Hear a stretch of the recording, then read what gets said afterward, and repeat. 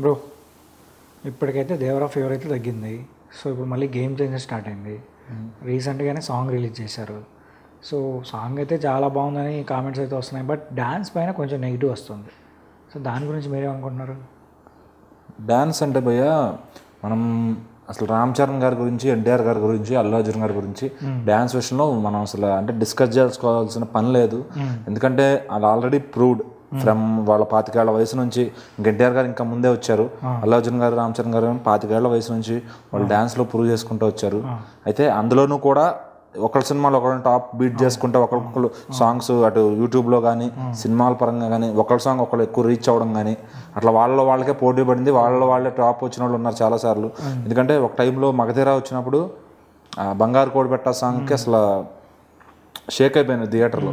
ఇంత బాగా వేస్తాడు చిరంజీవి గారు అబ్బాయి అనుకునే రేంజ్లో. ఫస్ట్ సినిమా నుంచి కూడా రామ్ చరణ్ ప్రూవ్ చేసుకుంటూ వచ్చాడు. వీళ్ళతో సమానంగా లేట్గా వచ్చినా కానీ వీళ్ళతో సమానంగా జాయిన్ అయిపోయాడు. సో ఇంకా అతనికి అందరిలోకి మళ్ళీ ఎన్టీఆర్ గారికి స్పీడ్ డాన్సర్ అని పేరు ఉంది. అల్లు అర్జున్ గారికి ఏమో కాదు,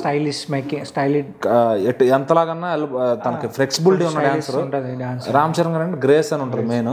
సో మరి ఆ గ్రేస్లో ఆయన ఇప్పటికీ కొట్టినోడు లేడు. ఎందుకంటే ఎంజాయ్ చేస్తారని చెప్పి అల్లు అర్జున్ గారు చెప్పారు. అతను డాన్స్ కొట్టినోడు లేదంటున్నారు. ఇంతవరకు అయితే నాకు తెలిసి ఈ ముగ్గురు హీరోల్లో డాన్స్ తగ్గిందని ఎవరికైతే కామెంట్స్ అన్నారు.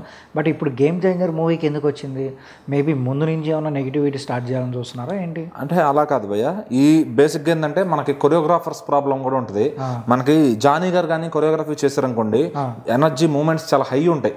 ఇస్మార్ట్ శంకర్లో మీరు చూసుకుంటే కనుక నార్మల్ బీట్స్ ఉన్న సాంగ్కి ఇంకా భయంకరంగా వేపిస్తారు డ్యాన్స్. సో మరి శేఖర్ మాస్టర్ గారు అయితే ఆయన కైండ్ ఆఫ్ డాన్స్ ఒకలాగా ఉంటుంది. మన దావూదీ సాంగ్ లో చూసాం శేఖర్ మాస్టర్ గారు, ఆయన మూమెంట్స్ ఇస్తారు. బట్ అక్కడ ఏంటంటే స్పీడ్ అనేది ఉండదు. మరి ఎన్టీఆర్ గారు స్పీడ్ డాన్సర్, అందుకే దావూదీ సాంగ్ కొంచెం మిస్ మ్యాచ్ అయింది సాంగ్ చూసుకుంటే. సో డాన్స్ బాగున్నప్పుడు కూడా ఆ సాంగ్ కి ఆయన డాన్స్ కట్స్ కి సంబంధం లేదు. మరి ఇప్పుడు ఏంటంటే ఇప్పుడు దాకా వచ్చింది just lyrical video. Lyrical video ఏంటంటే కంటెంట్ మొత్తం చూపిరు. ఓకే, అది basic thought. First thing content మొత్తం చూపిరు. సో మనం కంటెంట్ మొత్తం చూడకుండా కూడా జడ్జ్ చేయడం కరెక్ట్ కాదు, చేసాడా లేదా అని. ఇంకోటి ఏంటంటే దీంట్లో ది బెస్ట్ కొరియోగ్రాఫర్ అని పెట్టారు. ఎవరంటే గణేష్ ఆచార్య గారు. ఆయన ప్రభుదేవా లాంటి వాళ్ళకి ఆయన కొరియోగ్రఫీ చేసి వచ్చాడు. ఇంటర్నేషనల్ స్టాండర్డ్స్ ఉన్నాయి డాన్స్ కి, ఆయన కట్స్ కి. మరి అలాంటి ఆయన చేపించాడంటే ఖచ్చితంగా డెఫినెట్ గా ఫెయిల్ అయితే అవ్వదు సాంగ్. మళ్ళీ ఇంకోటి ఏమంటానంటే మన చాలా మందికి నాలెడ్జ్ లేదు. అంటే అంత మేధావులా అంటాను నేను. ఎందుకంటే మీకు ట్రైబ్స్ డ్యాన్సులు పెట్టారు ఆయన, చావు ఒరిస్సా వాళ్ళు ఏదో పెట్టారు, ఇంకేదో మన ఏపీ నుంచి కూడా ఏపీలో కళాకారులతో పెట్టించారు, ట్రైబ్ డాన్స్ ఏవో పెట్టించారు. సో అంతమందిని శంకర్ గారు ఇన్ఫర్మేషన్ తీసుకోవడం ఫస్ట్ సక్సెస్. అక్కడ అంతమందితో ఎంత బడ్జెట్ అవుతుంది song? Game Changer only songs కే దగ్గర 90 కోట్లు అయిందంట. ఓన్లీ సాంగ్స్ కే 5 సాంగ్స్ 5 or 6 వచ్చినాయి సాంగ్స్. వాటి కోసమే 90 కోట్లు ఖర్చు పెట్టారు ఆయన. సో మన ఆల్రెడీ జరగండి వచ్చింది దానికి సాంగ్స్ కే 90 కోట్లు అంటే ఇంకా మూవీ మెయిన్ టాకీ పార్ట్ కి ఓవరాల్ 400 crore బడ్జెట్ లో రెడీ అవుతుంది మూవీ. బట్ ఇది కమర్షియల్ మూవీ.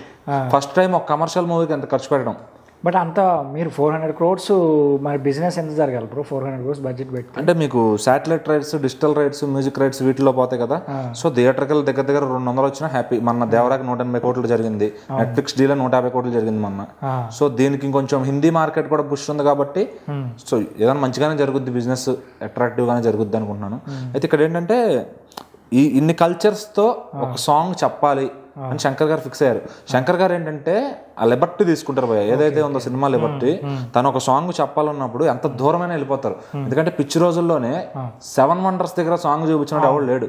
సినిమా 7 Wonders ఆ సాంగ్ అలా తీకిపోతే అంత క్లిక్ అయ్యేది ఆ సాంగ్. కానీ మనం ఇప్పుడు అదే పాయింట్ మాట్లాడుకుంటే, సరే మీరు శంకర్ గారిది ప్రీవియస్ మూవీస్ చూసుకుంటే ఇప్పుడు ప్రజెంట్ వస్తున్న మూవీస్ లైక్ భారతీ తీసుకోండి, దాని ముందుకు వచ్చిన సినిమా కానీ ఇప్పుడు వచ్చిన గేమ్ చేంజర్ కానీ ఆ విజన్ లేదనిపిస్తుంది. విజన్ లేదంటే భయ బేసిక్గా శంకర్ గారి దగ్గర రైటర్ లేరు. ఓకే, ఫస్ట్ మైనస్ అది.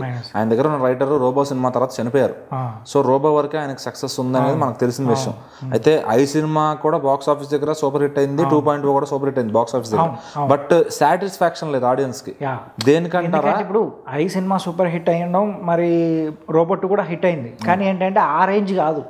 అదే ఆడియన్స్ సాటిస్ఫై అవ్వాలి, శంకర్ గారు సాటిస్ఫాక్షన్. ఇప్పుడు ఏమవుతుందంటే ఈ రైటర్ లేకపోవడం మైనస్ అయిపోయింది దానికి. బట్ ఈ ఈసారి ఆయన తప్పు చేయలే. ఎందుకంటే ఫస్ట్ స్టోరీ ఆయనది కాదు, అంతకుముందు స్టోరీలు ఆయన తమిళ నుంచి కార్తిక్ సుబ్బరాజ్ గారితో స్టోరీ తీసుకున్నారు. రైటర్ ఇంకా మన తెలుగు వాళ్ళకి కనెక్ట్ అవ్వడానికి డైలాగ్స్ అవి సాయి మాధవ్ బుర్రా గారిని తీసుకున్నారు, కంప్లీట్ తెలుగు రైటర్ ఆయన. సో ఇప్పుడు తమిళ్లో కానీ తెలుగులో కానీ బ్యాలెన్స్ చేసుకుంటా ప్రతి సాంగ్ టు డీటెయిల్ ఆయన చాలా బాగా తీసుకుంటూ వస్తున్నారు. కానీ నాకేమనిపించింది అంటే నా ఛాన్స్ ఏఆర్ రెహమాన్ అంటే ఇంకా బాగుండేమో. అంటే ఏఆర్ రెహమాన్, హరీష్ జయరాజ్ వీళ్ళతో వర్క్ చేశారు. తమన్ గారిని తీసుకోవడానికి మేజర్ కారణం ఏంటంటే ఆయన ఈరోజు టాప్ నాచ్ లో ఉన్నాడు ఇండియాలో. ఎందుకంటే అలవైకుంఠపురం సాంగ్స్ కానీ ఆయన చేసిన రీసెంట్ సాంగ్స్ కానీ బిగ్ నెంబర్స్ లో వెళ్ళినాయి రీచ్. సో ఇప్పుడు అతను హవా నడుస్తుంది. సో ఆయన అప్పుడు కూడా హరీష్ జయరాజ్ ఏదైతే తీసుకున్నారో అతను ట్రెండ్కి తగ్గట్టుగా అప్పుడు అపరిచితుడికి స్నేహితుడికి హరీష్ జయరాజ్ని వాడుకున్నారు. అతను టాప్ లో ఉన్నాడు అప్పుడు. సో బేసిక్ గా ఇప్పుడు ఏంటి శంకర్ గారు కూడా ట్రెండే ఫాలో అవుతున్నారా? అదే కదా, టాప్ ఉన్న వాళ్ళకి అందరినీ టెక్నీషియన్స్ పెట్టుకుంటాడు ఆయన. సో మ్యూజిక్ తమతో ఎప్పటి నుంచో పరిచయం ఉంది. తను హీరోగా చేయను అని చెప్పి తను చాలా సఫర్ అయ్యాడంట బాయ్స్ సినిమా టైంలో. వాళ్ళిద్దరు వర్క్ కొలాబరేషన్ బాయ్స్ సినిమాలో. సో మరి అప్పటి నుంచి తనతో పరిచయం ఉంది. సో ఈ రోజు తన టాప్ లోకి వచ్చినాక అవకాశం ఇచ్చాడు. ఇవ్వాలంటే ముందే ఇవ్వచ్చు ఫ్రెండ్షిప్ కొద్ది. తను ఎప్పుడు శంకర్ గారు ఫ్రెండ్షిప్ కొద్ది ఎవరికి పనిచేయరు భయ్యా. ఎందుకంటే టాప్ టెక్నీషియన్ తోనే పనిచేస్తారు ఆయన. కెమెరామ్యాన్ అయినా సరే, చిన్న ఎడిటర్ అయినా సరే, సెట్ వేసేవాడైనా సరే అతను టాప్ గా రికగ్నైజేషన్ అయ్యాడా లేదా అని చూసాకే ఇస్తారు.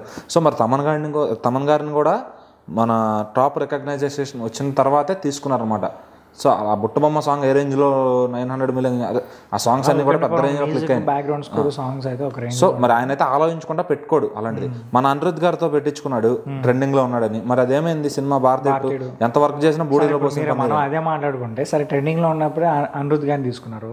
బట్ ఇక్కడ ఏంటి మిస్టేక్, ఎవరిది మిస్టేక్, మిజరేడ్ది మిస్టేకా లేదంటే మూవీ? అంటే ఓవరాల్ గా అసలు భారతీయుడు సినిమాని తీసుకోవడమే నెగిటివ్ థాట్. అది దాన్ని తీసుకుని ప్రూవ్ చేయాలనే థాట్ వచ్చింది చూసారా, అక్కడే ఫెయిల్ అయిపోయింది సినిమా. సో ఇంకా దాంట్లో మధ్యలో ఆయన ఇష్యూస్ ఎదుర్కొని అదంతా సరే, అదంతా ఆయన పార్ట్ వదిలేసింది భయ. గేమ్ చేంజర్ అయితే కాన్ఫిడెంట్ గా సీన్ టు సీన్ ఆయన చెక్కుతున్నారు. సో అందుకే ఇంత టైం కూడా పట్టింది ఆయనకి. సో ఇది కానీ ఫెయిల్ అయితే ఖచ్చితంగా శంకర్ ఫెయిల్ అయినట్టే. ఇందులో రామ్ చరణ్ గారికి ఎటువంటి రిస్క్ లేదు. ఎందుకంటే ఆయనకి ఇంకా నెక్స్ట్ హాఫ్ రెడీగా ఉన్న సినిమాలు సైన్ చేసేసి రెడీగా ఉన్నారు. సో అదే ఇప్పుడు డాన్స్ గురించి వచ్చింది కాబట్టి డాన్స్ అనేది definitely already YouTube reach success అయింది. ఆ స్టెప్స్ అన్ని కూడా అన్ని ఉంటాయి. అవన్నీ ముందు రివీల్ చేయడానికి లేదు ఆప్షన్. సో అందువల్ల సాటిస్ఫాక్షన్ తేలేకపోతున్నారు. మేజర్గా ఆయన ఆ సాంగ్ ఏవైతే మూమెంట్స్ ఉన్నాయో అవి తీసేస్తే మిగిలిన అన్ని కూడా చూపించారు. ఒక హుక్ స్టెప్ కూడా వచ్చింది ఇప్పటికే, అది ఇన్స్టాగ్రామ్ లో కూడా ట్రెండ్ అవుతుంది. ఇట్లా పైకి కొట్టే షార్ట్ ఏదో ఉంది కదా. సో ఇదైతే ఖచ్చితంగా డాన్స్ పరంగా ఎటువంటి సందేహపడాల్సింది లేదు. డెఫినెట్లీ 100% సాటిస్ఫై చేస్తారు. ఒకవేళ సినిమా కానీ నిజంగా చెప్తున్నాను అనకూడదు, ఏమన్నా తేడా వస్తే అది శంకర్ గారు ఫెయిల్యూర్ అవుతుందే తప్ప ఇప్పటికీ హీరో మీద ఎటువంటి బర్డెన్ పడదు. కొంచెం నిర్మాతకు కూడా మనం హీరో మీద బటన్ వేసే ఛాన్స్ లేదు. ఎందుకంటే ఆర్సీ గారి గురించి మనకు త్రిబుల్ ఆర్ తెలుసు, రంగస్థలం తెలుసు. బిఫోర్ వచ్చిన ఈవెన్ ఆయన ఒక ఫెయిల్యూర్ కొట్టాడంటే వెంటనే ఒక సక్సెస్ వస్తుంది. అట్లా ఇటుగా ఉంటారు ఆయన. ఎందుకంటే మనకి రంగస్థలం, ధ్రువ ఒక ఎన్నైతే ముందు ఫ్లాప్స్ పడ్డాయి ఆ 2 సినిమాలు వచ్చి క్లియర్ చేసి మళ్ళీ వివిఆర్ తేడా కొట్టిందిరా అనుకున్నప్పుడు మళ్ళీ ట్రిబుల్ ఆర్ తో పెట్టాడు. మళ్ళీ ఆచార్య కొంచెం తేడా కొట్టింది. సో ఇప్పుడు వచ్చే సినిమా సెంటిమెంట్ కూడా వర్కౌట్ అవుతుంది. డెఫినెట్లీ వర్కౌట్ అవుతుంది. అప్పుడు మరి రాజమౌళి సెంటిమెంట్ అది ఆల్రెడీ ఆచార్యతో పోయింది కదా. సో అది మెయిన్ కాదు కదా, అట్లా అనుకోకూడదు భయ. ఎందుకంటే అది ఆల్రెడీ ఆయన చేస్తాడు. ఒక సినిమా సెట్ కాదు ఎవరికైనా. ఇప్పుడు అలా చూసుకుంటే నాని గారికి చాలా సినిమాలు పోయినాయి మరి ఏక తర్వాత. సునీల్ గారి కెరీర్ ఎండ్ అయిపోయింది. మరి ఏం చెప్తాం. రవితేజ గారు చాలా డెడ్ వచ్చారు. నితిన్ గారి సినిమాలు అయితే 10 ఏళ్ళు కెరీర్ లేదు. బట్ ఆయన ఇది తట్టుకుని ఎమ్మటనే నిలబడింది రామ్ చరణ్. అంత ముందు రచ్చ బాక్స్ ఆఫీస్ దగ్గర అంత హిట్ అయిందో తెలిసిందే. ఆరెంజ్ ఒకటే ఫ్లాప్ అయింది. సో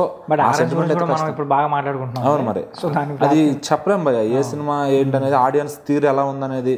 ఆ సెంటిమెంట్ అనేది నమ్మకం అంతే. అందరికీ జరగాలని లేదు. జరిగిన మన దేవరాకి కూడా ఇప్పుడు బాక్స్ ఆఫీస్ నెంబర్స్ చూస్తే ఆ మైతులు పోయినట్టే కదా. ఎన్టీఆర్ గారు 3 సార్లు అనుభవించారు ఇంత ముందు. ఈసారి మహేష్ బాబు గారు అయితే పక్క తప్పించుకుంటారు. అవును, అది ఏం జరుగుద్ది అనేది ఇదైతే మటుకు డెఫినెట్లీ రామ్ చరణ్ గారికి ఎటువంటి ఇదే లేదు. సో ఎవరు కూడా డిసప్పాయింట్ అవ్వరు సాంగ్స్ తో. ఎందుకంటే సినిమా అంతా తేడా కొట్టినా సాంగ్స్ వర్త్ ఉంటాయి టికెట్ కి డెఫినెట్లీ. సో ఆయన గ్రేస్ గురించి బాధపడాల్సింది ఏం లేదు.